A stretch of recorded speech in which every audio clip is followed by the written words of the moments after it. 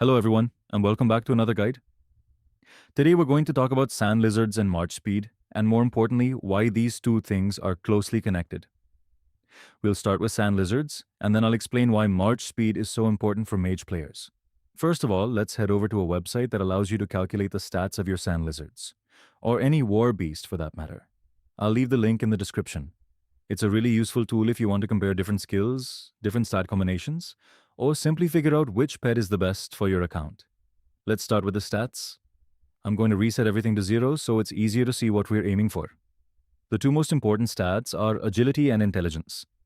Let's start with agility. If we look at the sand lizard's advanced stone aura skill, we can see that the cooldown of the healing aura is reduced based on your agility. For example, at 270 agility, the cooldown is reduced by 2 seconds. Since the aura normally has a 6-second cooldown, that's roughly a 33% increase in healing uptime. That's why 270 agility is the number you absolutely want to reach. In my opinion, you simply can't have a good sand lizard without 270 agility. Once you've reached that threshold, the next priority is intelligence. Agility always comes first. Why? Because it's simply more valuable to reach 270 agility with around 214 intelligence than to have very high intelligence but miss that agility breakpoint. For example, on my sand lizard, I have 270 agility and 214 intelligence, which gives me about 1,820 healing. Now, if I lower my agility by just 1 point, dropping from 270 to 269, my healing falls all the way down to around 1,450. But if I increase intelligence instead, even up to 304, my healing only reaches around 1,816. That's how important agility is. So your priority should always be reach 270 agility first, then have as much intelligence as possible. Generally speaking, a really good sand lizard will have at least 260 intelligence after hitting that agility breakpoint. For example, I currently have 2 good sand lizards.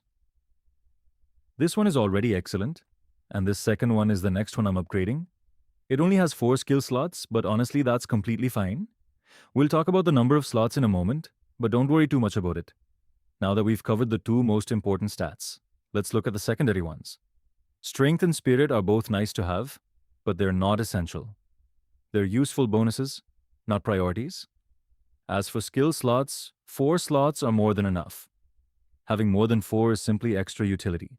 I'd much rather have great stats than an extra slot. For skills, there are only 2 that directly increase your healing. Divine Blessing Tranquility. These are the 2 core skills every sand lizard should have. If you have additional slots, you can add skills like Outburst of Rage for extra rage generation, Poison Gland for additional damage, Great Care Core for a little more healing.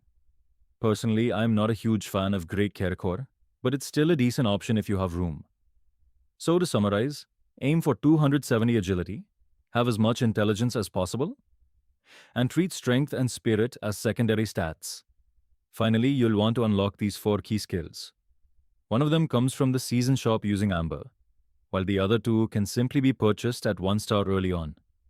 Then, depending on whether your sand lizard has more strength or more spirit, you can decide which skill deserves the extra investment. For example, this sand lizard has higher strength than spirit, so I'll upgrade this skill to 2 stars while keeping the other one at 1 star. On my second sand lizard, it's the opposite, because it has higher spirit. So that's everything you need to know about building your sand lizard. Before we move on to march speed, there's one huge mistake I see players making all the time. A lot of people buy intense stone aura for their sand lizard. Honestly, I think that's a big mistake. Why? Because your goal is for your sand lizard to support all 4 of your mage legions, not just one. With intense stone aura, you're only giving a small healing bonus to a single legion. The value is simply too low compared to healing your entire army. Now let's talk about march speed and why it's so important for mage players. The connection between march speed and sand lizards is actually very simple. If all 4 of your legions have roughly the same march speed, they'll naturally stay grouped together while you're moving around the battlefield. That makes micromanagement much easier. You won't have one legion falling behind while another one charges too far ahead. Everything stays synchronized, making your army much easier to control. It also helps you avoid getting focused by enemy players, and allows you to position your legions much more effectively. But the biggest advantage is your sand lizard healing. Remember, a sand lizard can heal up to 4 nearby friendly legions if your 4 mage marches stay close together, because they all move at the same speed. Every single sand lizard activation will heal all 4 of your legions. That's exactly what you want. This is why I recommend aiming for around 20% to 22% march speed on every mage legion. Depending on the heroes you're using, you'll get some of that speed from hero skills, and the rest from your talent trees. The important thing isn't the exact number. The important thing is making sure all 4 marches move at roughly the same speed. That way, they stay together naturally, your sand lizards consistently heal every legion, and your micromanagement becomes much easier. So that's all for this part. I hope everything is clear so far. Now let's answer the big question. Why are sand lizards actually a better investment than DPS war beasts? Now let's talk about why sand lizards are a much better investment for mage players than DPS war beasts. There are several reasons for that. First of all, sand lizards are much cheaper to build. Take the Fey Drake, for example. It's far more expensive to invest in, and despite that, it actually provides less value in open field combat unless you've already maxed it out. A sand lizard, on the other hand, starts providing value almost immediately. Within just a week of investing in one, you'll already notice the difference.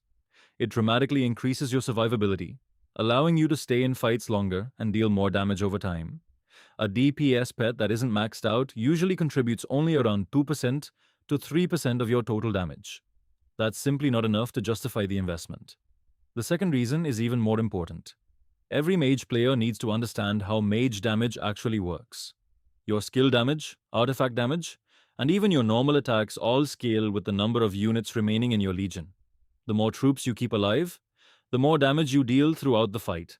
That's why survivability is so valuable for mages. For example, if you're running 3 or 4 sand lizards, you'll maintain a very high troop count for much longer. When I do a 15-minute abyss fight, I usually finish with around 260,000 troops out of 300,000 still alive. Now ask yourself this. Would you rather have a flashy DPS pet contributing around 10% of your total damage, while your own mage damage drops significantly because you've lost too many troops? Or would you rather have a sand lizard that allows your legion to maintain 70% to 100% of its skill damage, artifact damage, and normal attack damage throughout the entire battle? For me, the answer is obvious. The sand lizard lets me maximize my own damage for the entire duration of the fight because my troop count stays high. Another important point is that, as a mage player, your biggest source of incoming damage is usually counter-attack damage. Most of the time, you'll be attacking infantry, but you'll also fight archers and other mages. If you're positioning correctly, you shouldn't be taking much direct damage. Instead, most of the damage you receive comes from counterattacks. That's exactly where the sand lizard shines. It constantly heals your legions, keeps your troop count high, and makes you incredibly difficult to kill. As a result, you stay on the battlefield much longer while maintaining your maximum damage output. DPS pets can certainly be valuable, especially in short engagements lasting around 5 minutes. But once fights start lasting 10, 15, 20 minutes or more, sand lizards completely outperform them.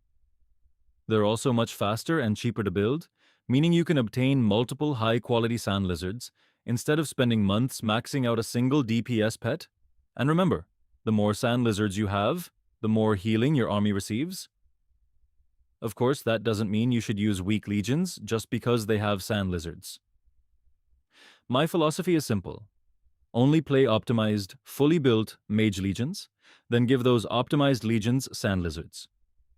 Finally, sand lizards also give you much better endurance. Instead of fighting for 5 minutes before needing to retreat, you'll be able to stay on the battlefield for 30 minutes, 40 minutes, an hour, or even longer. That's an incredible advantage during long KvK battles. In my opinion, even if both pets are completely maxed out, I'd still choose the sand lizard over a DPS pet for mage gameplay. The value it provides over the course of a long fight is simply unmatched. So that's it for this guide. I hope this video helped you understand why sand lizards are so important for mage players, and why I believe they're a much better investment than DPS war beasts. If you enjoyed this guide, don't forget to leave a like and subscribe if you'd like to see more mage content.